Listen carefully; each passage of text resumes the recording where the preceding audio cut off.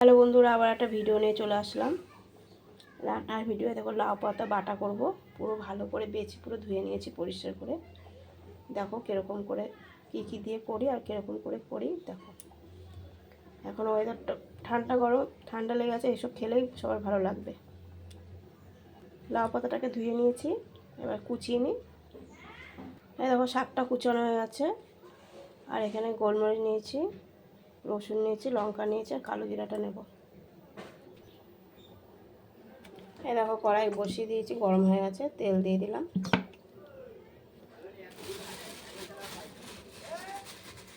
একটু কালো জিরা দিয়ে দেবো আগে।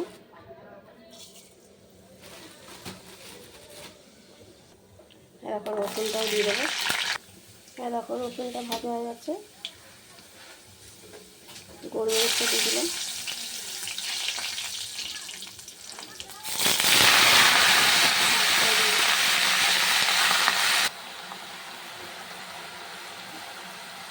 কাঁচা লঙ্কাটা দিয়ে দিলাম।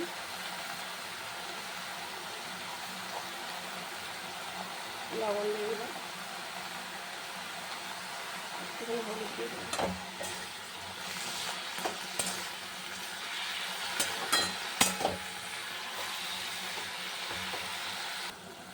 কত জল বেরিয়ে গেছে। এই দেখো, এটা হয়ে গেছে। এবার একটু এটা পেস্ট করে নেবো, একটু ঠান্ডা হোক, নামিয়ে নেবো। এখন ঠান্ডা হলে তখন পেস্ট করবো।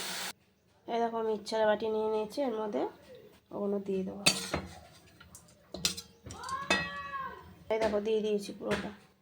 এবার এটা পেস্ট করে নেব। এই দেখো, হয়ে গেছে। এবার এটা একটা কিছুতে কাচি বের করে নিই, তারপরে দেখাচ্ছি। এই দেখো, একটু তেল দিয়ে এটা টেলে নেব।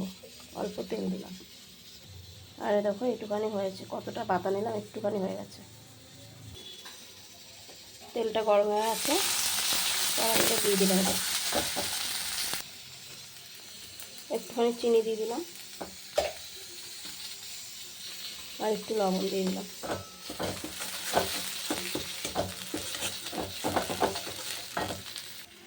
এই দেখো, এটা হয়ে গেছে। তোমরা না টানলেও হয়, আমি একটু টেনে নিলাম, শুকনো শুকনো থাকবে। যেরকমভাবে করেছি ওরকমভাবে করে নিলেও হবে। এই দেখো, এটা হয়ে গেছে, এবার নামিয়ে দেবো। এই দেখো, এটা হয়ে গেছে, খুব টেস্টি হয়েছে। তোমরা বানিয়ে খেয়ে দেখবা।